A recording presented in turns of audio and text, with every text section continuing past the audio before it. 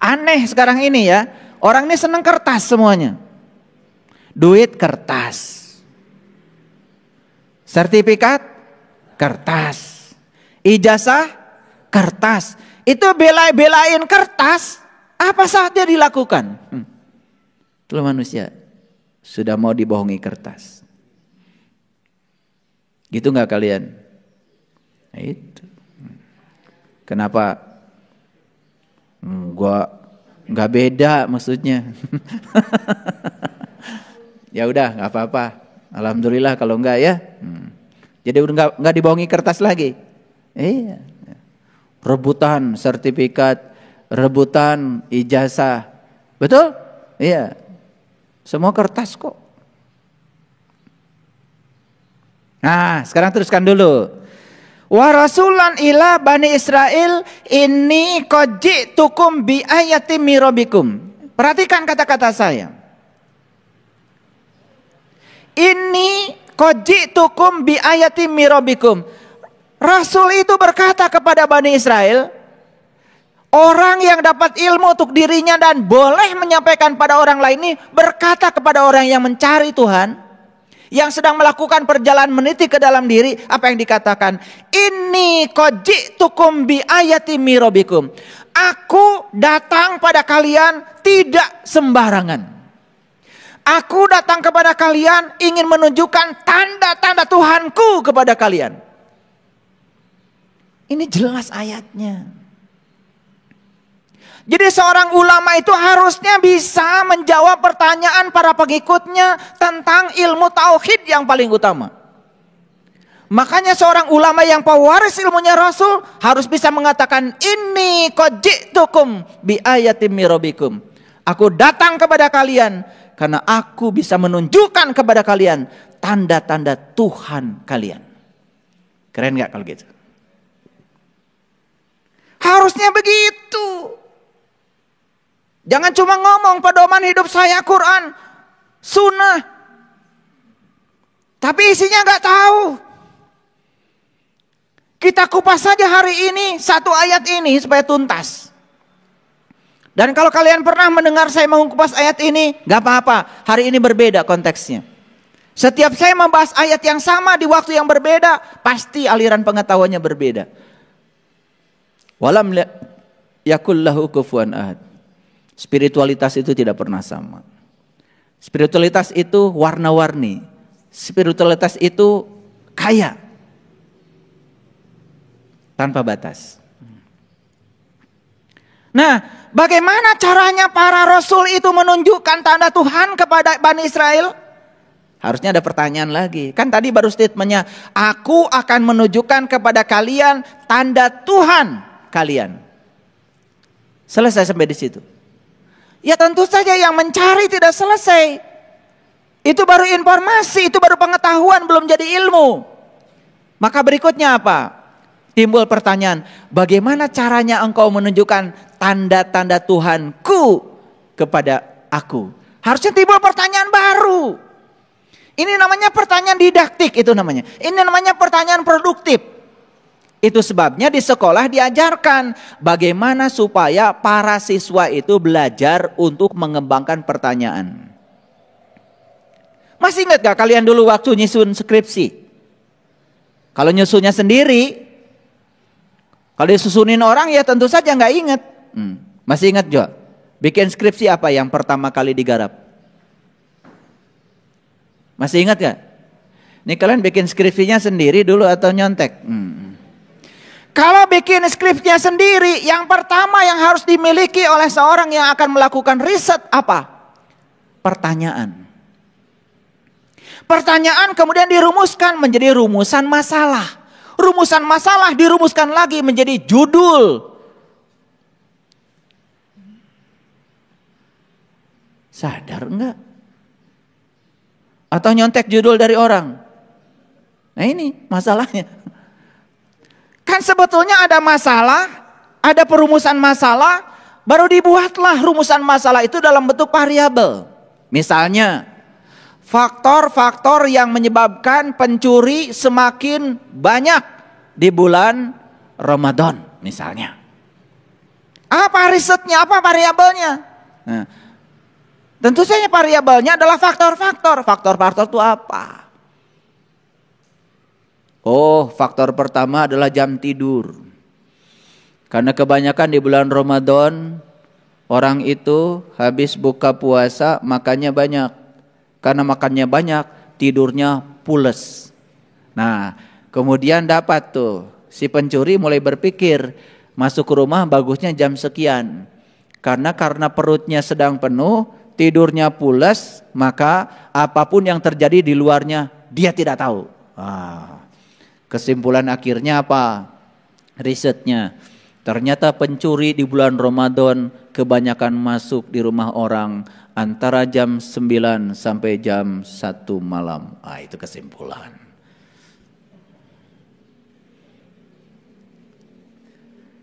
Nah, kesimpulan itu harus menjawab pertanyaan.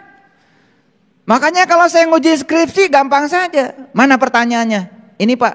Mana kesimpulannya? Ini Pak. Coba jelaskan sama saya kalau kesimpulanmu menjawab pertanyaanmu. Gitu aja ujian sidang, gak usah repot-repot. 15 menit kelar. Gak bisa, balik. Paling jawab pertanyaan berikutnya, iya menangian sah. Makanya kalau skripsi yang saya uji biasanya saya tidak lihat daftar pustaka. Saya beda dengan dosen lain. Daftar pustakanya banyak, ya sampai berhalaman-halaman. Saya nggak percaya. Pasti itu skripsi tebalnya karena banyak nyontek. Kata ini, kata ini, kata ini, kata ini. Kan namanya daftar pustaka. Ari cek maneh naon?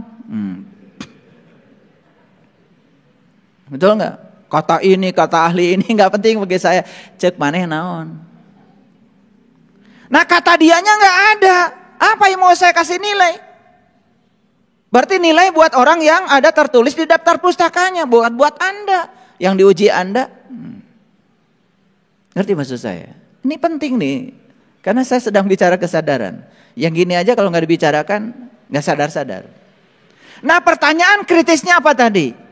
Bagaimana caranya engkau, Rasul, menunjukkan tanda Tuhan padaku, kata Bani Israel. Dalam konteks kekinian tentu saja, bagaimana engkau ulama, para pewaris ilmunya Rasul, menunjukkan tanda Tuhan kepadaku. Gimana caranya? Nah, ini udah berpikir cara. Apa jawaban ulama di sini? Jawaban Rasul di sini. Inni akhluqu lakum minatin kaha'aitait thair. Apa karenanya?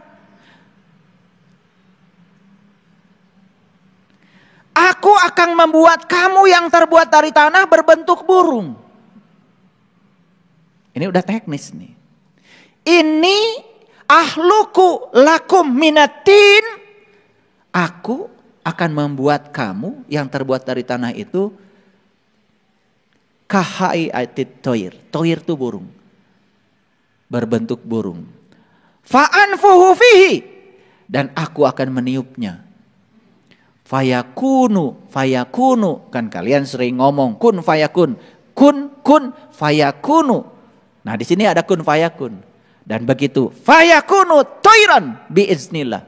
Dan jadilah kamu menjadi seekor burung dengan seizin Allah. Kan Nabi Muhammad juga mi'raj pakai burung. Namanya buruk. Betul nggak? Iya. Orang tua kita di Nusantara juga pakai burung namanya Garuda. Leluhur kita di tanah Jawa Barat pakai burung juga namanya manuk dadali. Keren. Ini bahasa Quran. Tetapi pasti kalian nggak ngerti. Kalau yang belum mengalami, karena ini baru pengetahuan. Tapi lumayanlah, ada pengetahuan sedikit. Daripada baca terus wandai wanjuz tetapi tidak ada satupun yang membuat kalian bergetar. Makanya saya tidak bisa menjelaskan satu juz. Satu ayat aja ini gak akan cukup 5 jam kalau benar. Ini saya dibatasi oleh panitia hanya boleh ngomong 2 jam. Katanya kepanjangan itu juga. Keren gak dialog ini? Coba dialog ini. Rasul bertemu Bani Israel. Orang yang dapat ilmu untuk dirinya sendiri dan boleh menyampaikan pada orang lain. Bertemulah dengan sang pencari. Tentu saja dia ini sedang mencari ilmu. Ilmu yang dimiliki oleh Rasul. Kan gitu. Nah, dalam konteks kekinian, mohon maaf, banyak sekali orang berani mendirikan pusat-pusat pendidikan agama. tetapi tidak mengerti apa sesungguhnya esensi agama dan apa yang harus diajarkan kepada mereka.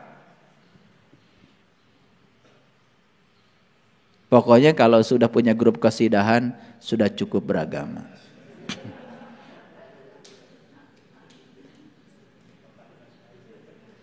Iya, itu indikatornya. Jadi kalau ibu-ibu majelis taklim sudah punya grup kesidahan, udah sukses tuh. Udah sukses belajar agama. Pokoknya asal lagunya Arab, agamalah gitu. Maaf ya. Itu yang terjadi. Saya bukan usil, ya, bukan usil, cuma pengen ngomong aja. Nah kita lihat, ayat selanjutnya. Jadi, nah begitu dia sudah diberi laku itu, nah ini kan sebetulnya dari ini ahluku lakum minatin kahayati toir fa'anfuhu fihi fayakunu toir biiznillah, itu teknis. Nah teknis ini nggak bisa saya jelaskan di sini. Kenapa saya bicarakan? Ya supaya kalian pusing. Jadi kalau ada orang yang mendengarkan kajian ini pusing, itu bagus, ada tanda-tanda kehidupan. Ketika saya tanya, pusing nggak? Enggak Pak. Ngerti? Enggak juga. Ini sudah mengalami kematian, bukan sakarat lagi. Jadi kalau orang yang dekat dengar ceramah saya begini agak pusing gitu, kemudian nanya, pengen tahu, ini sudah mulai akan bangkit dari kematiannya. Pusing enggak, ngerti apalagi. Ah ini. Yang lebih bahaya lagi, peduli pun tidak. Padahal yang dibahas ini ayat. Dan sekarang saya perhatikan, ya, kalau orang sudah lancar baca Quran, tajwidnya benar, mahrajnya benar, pakai lagu dikit, langsung besoknya bikin pondok pesantren. Yang diajarkan itu lagi, ulangan yang kemarin. Gitu, ya itu sama grup qasidah. Udah keren. Pokoknya setiap ada peringatan acara besar, manggung. Itu dan itu saja dari tahun ke tahun. Ini Quran yang begitu dalam seperti ini gak pernah dibahas. Makanya saya jamin Quran sampai hari ini isinya masih perawan. Gak ada yang berani menyentuhnya. Yang disentuh cuma luarnya saja. Luarnya saja. Kulit luarnya saja. Dan yang lucu, mereka yang baru menyentuh kulit luarnya sudah menyatakan dirinya beragama. Sudah menyatakan dirinya orang beriman. Sudah menyatakan dirinya muslim. Lucu apa enggak? Lucu. Tapi enggak apa-apa. Kelucuan itu dibutuhkan. Maka saya kemarin ngasih kuliah pernikahan. Di kuliah pertama saya bilang, beruntung cinta itu buta. Kagetnya semua. Karena itu kan pemikiran kritis. Bayangkan kalau cinta itu melek dan bisa lihat. Banyak yang gak punya jodoh.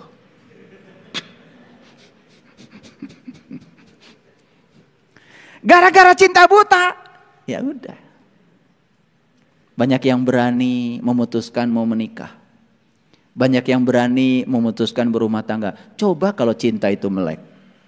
Nanti kamu tahun sekian akan kejadian ini, tahun sekian kejadian ini. Sudah ketinggali semuanya, nggak ada yang menikah. Makanya cinta itu buta, itu keren. Dan itu adalah keuntungan cinta. Makanya kalian harus berterima kasih sama cinta. Untung cinta, kamu itu nggak melek gitu. Kalau cinta itu melek, banyak yang nggak punya jodoh. Kalian kan suka komentar, cinta itu buta ya. Ini perempuannya cantik, kuning, laki-lakinya jelek, hitam. Coba kalau cinta melek, nggak ada yang mau berjodoh. Betul nggak? Makanya ada peribahasa. Gak apa-apa. Wajah jelek juga. Yang penting kamu baik hati, kerja keras, kan tetap jelek.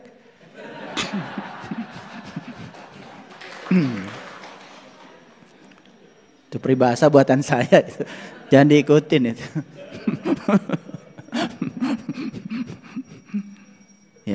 Ya supaya ketawa. Karena spiritual itu harus banyak ketawanya. Kalian dari tadi terlalu serius bahas ayat ini. Jadi saya masuk jok dulu sedikit biar ada ketawanya. Ya. Makanya pekerjaan seberat apapun akan terasa ringan. Asal jangan dikerjakan.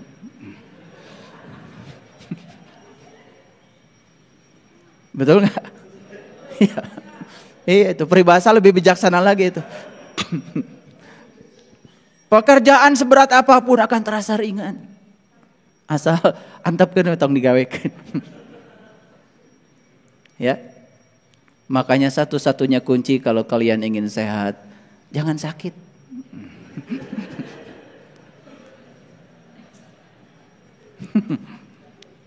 Betul nggak? Iya, supaya ketawa. Karena ketawa itu mengeluarkan endorfin. Nah, kalau endorfinnya keluar, kalian mulai seger lagi menangkap pembicaraan saya. Karena ini pembicaraan serius. Ya, agak serius sedikit lah. Ini pasti ayat ini sudah kalian lewat kan tiap Ramadan ya. Ya, saking one day one June sampai kalian nggak tahu itu ada pesan yang luar biasa. Di Quran surat Al-Imran 49 ini. Ini kan dialog antara seorang guru sebetulnya dengan seorang murid. Murid yang ingin melakukan proses pencarian tentang jati dirinya. Ini keren sekali sebetulnya. Nah, baik kita lihat. Secara teknis sebetulnya si murid ini sudah mendapatkan metodenya. Secara teknis. Walaupun masih ruam-ruam. Karena ini kan tidak bisa dijelaskan. Harus dipraktekkan. Nah makanya saya bilang. Kalau ruam-ruam bingung itu bagus. Ada tanda-tanda kehidupan. Tetapi yang luar biasa, si murid ini mengalami pencerahan karena apa? Ada 3 yang sembuh pada dirinya. Nah, maka inilah yang disebut dengan mukjizat para rasul. Jadi mukjizat para rasul itu cuma 3. 1, silakan dibaca. Wa ubriul akmaha, bisa menyembuhkan penyakit buta. Ini sebetulnya peringatan nih ya. Buat mereka-mereka yang selama ini mengaku dirinya adalah pengikut para rasul. Apalagi mengatakan dirinya pewaris para rasul. Pertanyaan sederhana. Apakah Anda sudah bisa menyembuhkan penyakit buta atau tidak? Itu aja. Mengaku itu boleh, tetapi indikatornya harus jelas. Karena di ayat ini jelas. Salah satu kompetensi yang harus dimiliki oleh seorang rasul dalam melaksanakan tugasnya, mukjizat yang harus dimiliki adalah 1, bisa menyembuhkan penyakit buta. Begitu baca ayat ini langsung kalian terpikir, wah kita kumpulkan aja orang di kampung ya yang tidak bisa lihat. Betul nggak? Iya, kita bawa sama Rasul. Betul nggak? Di zaman itu tidak ada gerakan itu. Karena buta yang dimaksud di sini tidak ada kaitan dengan buta mata. Kalau buta mata itu urusan Cicendo. Urusan buta mata lahir itu bukan urusan Rasul. Masa Rasul ngurusi yang kayak gitu, itu urusan dokter mata. Dan Rasul bukan lulusan fakultas kedokteran urusan mata. Rasul itu ya dididik oleh semesta, lahir dari sebuah fakultas kehidupan. Bukan fakultas kedokteran. Gak ada kaitan dengan kebutaan mata lahir. Ini urusan kebutaan mata batin. Yang disebut dengan mata kolbu. Ini harus dibicarakan nih ayat ini. Dan saya harus upload ini supaya banyak yang tahu. Supaya jangan menjadi orang yang sok tahu. Lalu yang kedua, mukjizat yang diberikan kepada para rasul adalah, lihat ayat ini. Wal abroso. Wal abroso. Abroso itu kulit. Wal abroso itu adalah penyakit kulit.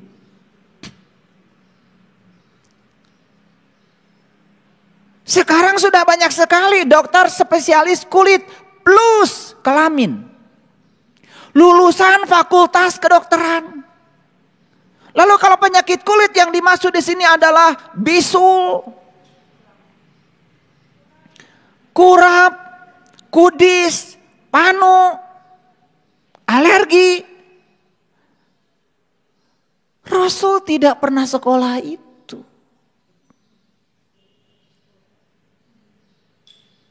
Dan selama ini kita menafsirkan ayat ini benar-benar kulit itu penyakit. Namanya penyakit kulit. Rasul itu menyembuhkan penyakit kulit bukan itu. Ngerti sesuatu kulitnya saja, ngerti sesuatu luarnya saja disembuhkan oleh para rasul. Dan yang ketiga yang luar biasa apa? Ya. Wa uhyil mauta. Menyembuhkan orang, menghidupkan orang mati. Ini bahasanya luar biasa. Uhyil maut. Menghidupkan orang mati. Dan selama ini kita menganggap mukjizat itu adalah kelebihan yang disampaikan para rasul yang di luar kewajaran, yang disebut dengan menyembuhkan penyakit buta. Benar-benar orang buta jadi lihat lagi. Menyembuhkan penyakit kulit yang kurap, kudip, panu bisa sembuh. Yang menghidupkan orang mati dihidupkan lagi. Melawan Tuhan dong Rasul. Orang udah dimatikan sama Tuhan, dihidupkan lagi sama Dia. Itu yang dimaksud. Ini perlu semuanya dengar. Satu, menyembuhkan penyakit buta adalah kebutaan rohani. Dua, menyembuhkan penyakit kulit adalah ngerti sesuatu kulitnya saja. Dan yang ketiga, menghidupkan orang mati. Bukan yang udah mati dihidupkan lagi. Ini cerita yang mati kesadaran. Ini hierarki para sahabat. Pertanyaan saya balik dulu sekarang. Ini deduktif metodenya. Perhatikan saya. Tahu robot? Robot. Ada robot yang jadi pelayan di restoran. Ada robot yang bikin sayap pesawat. Ada yang robot bikin mobil, ada yang robot bikin sepeda motor. Sibuk gak robot? Sibuk gak robot? Sibuk. Tapi sadar gak robot? Enggak. Nah, ayo definisikan. Jadi robot itu sibuk tapi gak sadar. Ulangi, biar gampang ngajinya. Apa robot?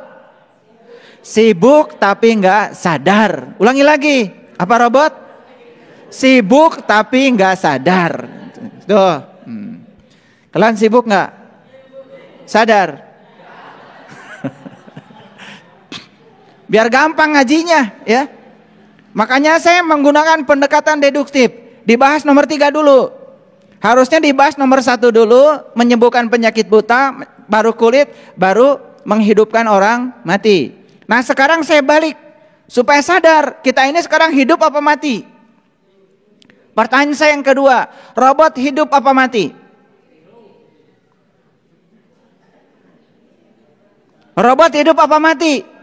Ya mati. Pertanyaan berikutnya, robot punya kesadaran apa tidak? Itu. Dia itu mati, tidak punya kesadaran, kerjanya mekanistis, rutin. Nih robot nih, mindahkan kopi. Dari sini ke sana, ngambil, pindah, ngambil, pindah. Nggak bisa mindahkan kopi ke sini. Nggak bisa, hanya bisa memindahkan dari sini ke sini. Sangat mekanistik dan rigid. Sangat mekanistik dan kaku maksudnya. Kalau nggak ngerti rigid, kalian ngahulang tadi saya bilang rigid. Ketinggian ini kuliahnya. Kaku lah gitu. Ya, itulah robot. Maaf, sekarang kita tarik ke dalam kehidupan kita. Subuh sholat, duhur sholat, asar sholat, maghrib sholat, isya sholat, mau tidur sholat witir. Hanya menjalankan mekanistik tanpa kesadaran. Saha etate. Ngaku. Ngaku. Hidup apa mati? Nah sekarang ini saya cuma khawatir aja. Kalian itu sibuk tetapi tidak punya kesadaran. Sibuk tetapi nggak nyadar gitu loh. Robot nggak itu? Nah, loh.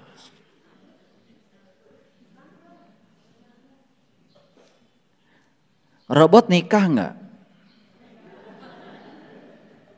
Jawab. Pada nikah. Enak aja. Robot pada punya anak nggak? Gimana?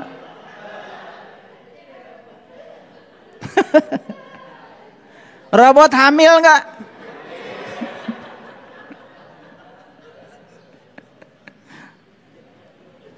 Gimana? Kalian tuh kalau ngejawab nggak konsisten. Tadi saya tanya yang sibuk tetapi nggak sadar siapa? Robot. Siapa robot? Nah itu robot. Itu. Robot suka ngaji nggak?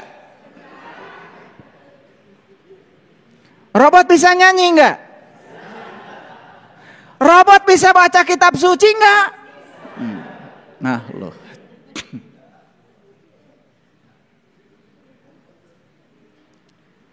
Kalau Jumat kan biasanya disetel aja kaset. Ngaji. Habis nyetel pergi. Yang nyetelnya. Itu yang nyanyi siapa? Yang ngaji siapa? Robot. Sadar nggak? Nggak sadar. Kita yang di luaran disuruh dengerin suara yang tidak sadar. Katanya untuk nyadarin kita. Gimana?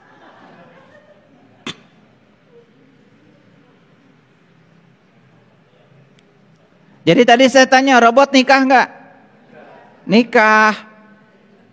Tapi yang namanya robot kalau ditanya, buat apa sih pernikahan? Nggak ngerti. Karena bagi dia nikah itu yang penting makan, kawin, punya anak, berantem, udah rutin tuh. Dasar robot. Berantem aja rutin. Lah kan rutin robot itu mekanistik, betul nggak? Nah, sekarang ini banyak sekali manusia yang melakukan sesuatu tuh persis robot tanpa kesadaran. Sekarang mohon maaf ya, ini jujur saya tanya pada kalian yang ada di sini. Kalian kan suka sholat. Pernah tanya nggak, sholat itu apa? Tujuannya untuk apa? Betul nggak? Gimana caranya gitu?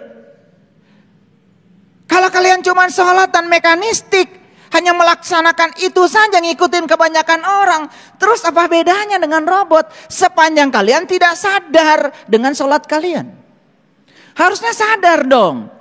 Coba, kepada siapa jatuhnya perintah sholat pertama kali? Ini saya nanya dulu nih. Ini yang ditanya bukan robot tentu saja, kan robot nggak bisa jawab. Ini saya anggap saja kalian ini berkesadaran. Coba saya tanya nih. Ini baru dianggap ya. Baru dianggap. Kalau bisa jawab ya berarti anggapan saya salah. Ya. Saya anggap kalian ini udah sadar. Saya tanya, kepada siapa perintah sholat pertama kali diberikan? Pada siapa? Nabi Ibrahim, tuh kan? Mulai keliru. Salat itu pertama kali diperintahkan oleh Allah di Quran surat Toha ayat 1 sampai 14, baca nanti. Diperintahkan pertama kali kepada Nabi Musa. Nah sekarang Musa itu sebelum diperintahkan salat diapain dulu sama Allah? Itu ada cerita di Quran surat Toha, ceritanya begini. Telah sampaikah kepadamu kisah tentang Musa? Ayat 9. Yaitu ketika Musa melihat api. Bahkan di ayat lain dikatakan Musa melihat apinya di lereng gunung. Lalu Musa berkata, tinggallah kamu di sini, aku melihat api. Semoga aku mendapatkan petunjuk dari api itu. Lalu Musa mendatangi api. Dan sesampainya di tempat api itu, api berkata, ya Musa, Hai Musa. Loh, apinya bisa ngomong. Dan seterusnya. Itu adalah prosesi di mana Musa membelah laut. Prosesi di mana Musa menggunakan mujizatnya membelah laut. Membelah laut artinya adalah membuka ketertutupan mata kolbunya untuk sampai di tempat diri sejatinya. Sampailah Musa di Al-Muqaddasi Tua, tempat suci nan tua. Dan di situ Musa diberi syarat, hai Musa, sebelum kamu melangkahkan kakimu ke Al-Muqaddasi Tua, lepaskan dulu kedua terompahmu. Itu perintah pertama kali. Jadi Musa disuruh melimpaskan terompah. Terompah itu kiri kanan. Kiri kanan itu benar salah. Kiri kanan itu baik buruk. Lepaskan dulu dualitasmu. Lepaskan dulu pada dualitasmu. Itu perintah yang disampaikan pada Musa. Setelah sampai melepaskan itu dua-duanya, dualitas dilepaskan, Musa baru bisa memasuki Al-Muqaddasi Tua. Syarat untuk memasuki rumah Tuhan, melepaskan kedua terompah. Jadi sholat itu di mana? Sholat itu di Baitullah. Sholat itu di rumahnya Allah. Sholat itu menyatu dengan Allah. Dan untuk menyatu dengan Allah, syaratnya satu. Lepaskan dulu kedua terompahmu. Itu Quran. Itu Quran. Dan selanjutnya apa yang diperintahkan Allah pada Musa? Saat itu Allah mengenalkan diri kepada Musa. Apa kata Allah? Sesungguhnya aku adalah Tuhanmu. Dan aku telah memilih kamu, hai Musa. Di situ. Jadi Allah memilih Musa. Kenapa Musa dipilih? Karena Musa ingin dipilih, maka Allah memilihnya. Pertanyaan bagi kalian semua yang sudah rajin sholat. Pengen dipilih Allah? Dipilih apa? Jadi RT? Dipilih Allah untuk memasuki Al-Muqaddasi Tua. Dipilih Allah supaya bisa menyaksikan Allah. Dipilih Allah supaya bertemu dengan Allah. Itu keren banget di Quran. Nah setelah itu kemudian Musa sukses berjumpa dengan Allah. Setelah berjumpa dengan Allah, turunlah perintah dari Allah. Innani anallah. La ilaha illa ana fa'budni wa aqimis sholata li zikri. Lalu diberitahu di ayat lain, untuk apa kalian sholat? Allah beritahu, aqimis sholat, inna sholat tanha anil fasa wal munkar. Sholat itu adalah sarana untuk mencegah kamu supaya tidak berbuat keji dan munkar. Sholat bukan tujuan. Lalu apa yang kalian lakukan? Ngitung rakaat? Dan merasa sudah menumpuk pahalamu? Padahal sholat itu jelas. Instrumen yang harus mengantarkan kita supaya tercegah dari berbuat keji dan munkar. Hasil sholat adalah kita mendapatkan karomah tadi. Kemuliaan akhlak dari sholat kita. Makanya orang yang sholatnya benar pasti akhlaknya mulia. Orang yang akhlaknya mulia tidak mungkin melanggar jati dirinya sendiri. Dititipin duit pasti jujur. Dititipin jabatan pasti jujur. Titipkan apa saja pada dia pasti benar. Banyak sekarang orang sholat dititipkan ini dan itu tidak jujur. Karena apa? Karena dia tidak mencapai karomah sholatnya. Tidak mencapai kemuliaan. Paham maksud saya? Itu saya baru cerita sholat. Nabi Muhammad juga sama, kan tidak sholat dulu, mi'raj dulu. Sama seperti yang dialami Musa. Melakukan perjalanan. Nabi Ibrahim sebelum sholat sama dibakar api. Tapi bukan dibakar api seperti itu. Dibakar api cinta, dibakar cahaya di atas cahaya. Nabi Yunus sebelum sholat sama ditelan ikan dulu. Mati sak jerening urip. Meniti ke dalam diri dulu. Semua Nabi dan Rasul juga sama. Sebelum melakukan itu, melakukan prosesi meniti ke dalam diri, menemukan jati dirinya. Itulah yang keren. Kalau sholat di tingkat ini, di tingkat kesadaran seperti ini, jelas bukan sholatnya robot lagi. Sholatnya memiliki rasa, air mata keluar, kesadaran meningkat. Mengingat Allah, menyadari keberadaannya dalam diri. Allah bersamaku, tetapi selama ini aku tidak merasakan kehadirannya. Sepanjang sholat tidak pernah lepas dari Allah.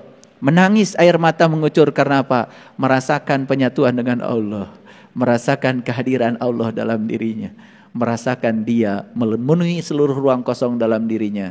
Aqimis sholata li zikri. Di tingkat kesadaran yang semacam itu, sholat akan berbuah. Apa buahnya? Tanha anil fahsa wal munkar. Kita akan terbebas dari perbuatan keji dan munkar. Gitu.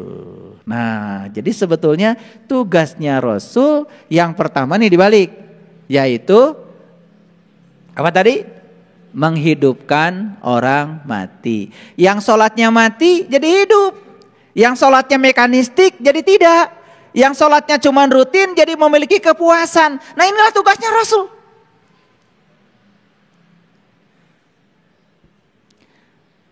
Dan tugasnya para ulama sekarang tuh ini sebetulnya. Sampai Imam Al-Ghazali membuat kitab namanya Ihya Ulumuddin. Karena saat itu belum melihat agama sudah mati. Agama sudah mati. Maka beliau membuat kitab itu untuk menghidupkan kembali agama agar hidup. Makanya beliau disebut seorang mujadid, seorang pembaharu. Beliau tidak mengajarkan rutinitas. Beliau mengajarkan pola pikir yang cerdas. Ayo, ini loh esensinya sholat. Saya tanya tadi, apakah robot nikah? Nikah. Apa yang dilakukan oleh robot ini setelah nikah? Tadi jadwalnya udah tahu kan? Makan, kerja, pulang ke rumah, marah-marah, kawin, tidur, marah-marah lagi, makan lagi, kerja lagi, pulang ke rumah, marah-marah lagi. Rutin, robot ini kalau marah rutin, ada jadwalnya. Iya, coba bikin robot yang marah. Marah itu jamnya udah jelas. Gitu. Dan seterusnya begitu. Tapi ketika ditanya, apa sih tujuan pernikahan? Nggak sadar. Tidak sadar kalau pasangan kita berbeda. Robot tuh. Tidak sadar kalau cara berpikir pasangan kita berbeda. Robot tuh. Kalau yang sadar, dia tahu. Ya Allah, kenapa saya dipasangkan dengan si A, bukan dengan si B? Ada pertanyaan kalau yang bukan robot nih. Saya pasti dipasangkan dengan si A, ada tujuanmu ya Allah. Tolong beritahu ya Allah, tujuan dipasangkan saya dengan si A itu apa? Untuk apa? Apa kepentingannya? Datanglah jawaban dari Allah. Aku pasangkan kamu dengan dia. Supaya kamu saling melengkapi. Supaya kamu belajar menerima dan menghargai perbedaan. Maka aku tidak pernah memasangkan kamu dengan yang sama. Aku pasangkan kamu dengan yang berbeda segalanya. Berbeda hobinya, berbeda cara berpikirnya, berbeda adat istiadatnya. Dibesarkan di lingkungan keluarga yang berbeda. Dari tempat yang berbeda. Sampai John Gray menulis, men are from Mars, women are from Venus. Laki-laki dan perempuan itu kalau dipelajari lebih dalam memiliki sifat yang timbal balik. Laki-laki seakan-akan berasal dari planet Mars dan perempuan berasal dari planet Venus. Digambarkan berasal dari planet yang berbeda, jelas berbeda secara fisiologi, secara psikologi. Apa yang kalian lakukan selama ini? Kalian ingin selalu sama. Apa yang kalian pikirkan, pasanganmu harus memikirkan yang sama. Apa yang kalian inginkan harus diikuti oleh pasanganmu. Apa yang terjadi? Nikah tidak berbasis cinta, hanya berbasis kemelekatan.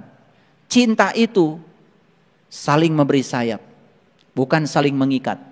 Apa yang terjadi dengan pernikahan? Saling memberi rantai, saling membatasi. Dulu sebelum menikah membayangkan keindahan pernikahan, setelah nikah membayangkan keindahan perpisahan. Itu yang terjadi. Itulah yang terjadi pada robot. Selamat ya robot. Ini robot berani nikah. Sekarang mohon maaf, kita bikin riset. Kumpulkan semua orang yang sudah menikah dan bikin kuesioner. Apa tujuan pernikahan? Paling jawabannya sakinah, mawadah, warohmah. Begitu ditanya apa sakinah, nggak ngerti. Apa mawadah? Nggak ngerti. Apalagi warohmah, nggak ngerti.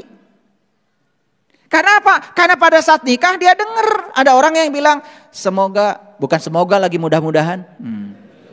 Mudah-mudahan pernikahannya sakinah, mawadah. Itu aja yang terucap. Bahkan kalian ketik berulang-ulang di WA. Dasar robot, ngetik aja berulang-ulang. Robot itu ya, kalau dengar ada orang meninggal, langsung otomatis innalillahi wa inna ilaihi rajiun. Robot. Gak ada yang baru. Gak ada yang baru. Langsung berikutnya, turut berduka cita. Robot. Karena orang lain pun nulis gitu, ngetik yang sama. Dikiranya innalillahi wa inna ilaihi rajiun buat orang mati. Dasar robot. Innalillahi wa inna ilaihi rajiun bukan orang yang mati. Innalillahi wa inna ilaihi rajiun itu adalah peringatan dari Allah buat kalian yang hidup supaya bisa mati, bukan buat orang mati. Makanya tolong ya, perhatikan saya. Kalau saya mendapatkan berita duka dari kalian, apa keluarga kalian meninggal? Saya nggak pernah nulis innalillahi. Dan mungkin kalian menganggap saya beda. Iya, karena saya bukan robot. Saya beda dong. Ya, kalau kalian kan biasa ngetik atau copas dari tetangga sebelah. Iya. Coba perhatikan ya, kalau robot itu tiap lebaran ngucapkan lebaran. Tahun kemarin dan sekarang sama. Jangan dikira loh saya punya data tentang kalian. Nih kalian yang suka ngucapin lebaran ke saya tuh, Selamat Idul Fitri. Saya baca yang tahun kemarin dengan yang tahun ini sama. Jadi gak ada yang baru dari kalian. Dasarnya robot, lebaran aja gitu-gitu aja. Ini apa maksudnya? Saya sedang berbicara tentang kematian yang dianggap kehidupan. Makanya Rasulullah mengatakan, ya Rasulullah, apakah manusia di semesta ini pada hidup? Rasul mengatakan, kebanyakan mereka itu adalah mati. Tetapi mereka tidak sadar dengan kematian. Makanya saya buka sedikit-sedikit supaya ngerti. Betul nggak? Iya. Nanti ada topik-topik khusus tentang pernikahan. Saya tidak bicara itu. Ini cuma cerita robot nikah. Bukan cerita pernikahan. Apakah robot hamil? Hamil. Robot itu bisa hamil. Coba tanya robot, kenapa kamu hamil? Saya diundang syukuran hamil. Ini ulah murid-murid saya. Saya tanya, kenapa kamu hamil? Oh, karena Allah sudah percaya. Kalau saya sudah dewasa, cek saha. Kayak Ira Allah ngomong gitu ke mana? Bohong tecing kacidating. Allah cenah percaya sama saya karena saya sudah dewasa. Iraha Allah ngomong gitu ke mana? Betul nggak? Iya. Kan kamu hamil gara-gara kamu tidur. Paham? Iya. Makanya ngomong itu harus jelas. Manusia boleh berencana, tetapi titik-titik yang menentukan. Isi coba titik-titiknya apa? Allah, dasar robot. Saldo.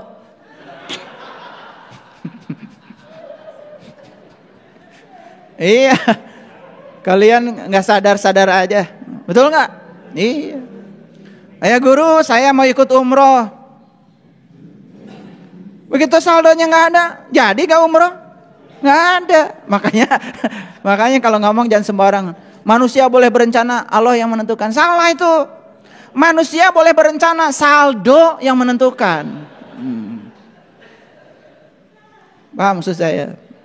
Allah tuh cuma jadi kambing hitam aja dari semua omonganmu tuh yang gak jelas. Makanya ngomong tuh yang jelas. Ya. Minta mobil sama Allah. Mobil itu adanya di Toyota, di Honda, Nissan. Kata Allah, ya Allah, saya pengen mobil. Uing metenyeun mobil, Allah mobil tuh di dealer. Sok kumaha carana maneh bisa minahkeun mobil tadi dealer ka imah maneh. Kitu wungkul Allah mah. Ya Allah, kieu-kieu teuing atuh. Artos teu gaduh. Ya. Paparin artos tuh Allah. Kalau teu salah alamat maneh teh. minta duit ke kami, duit mah buatan peruri, orang tian duit cek Allah. Saya sudah menitipkan aset terbesar pada kamu, dirimu. Saya sudah memberikan sumber daya terbesar padamu, akalmu, otakmu, penglihatanmu, pendengaranmu, dan waktu yang sama buat semua orang. Itu sumber daya yang luar biasa. Kalau kamu tidak punya duit, bukan takdir. Itu salah belajar agama. Tos ditulis di Lauh Mahfud. Cek saha. Mau punya Allah gitu. Si A rezekinya 1 miliar, si B 2 miliar. Saya mah dari kecil juga embung punya Allah nu kitu.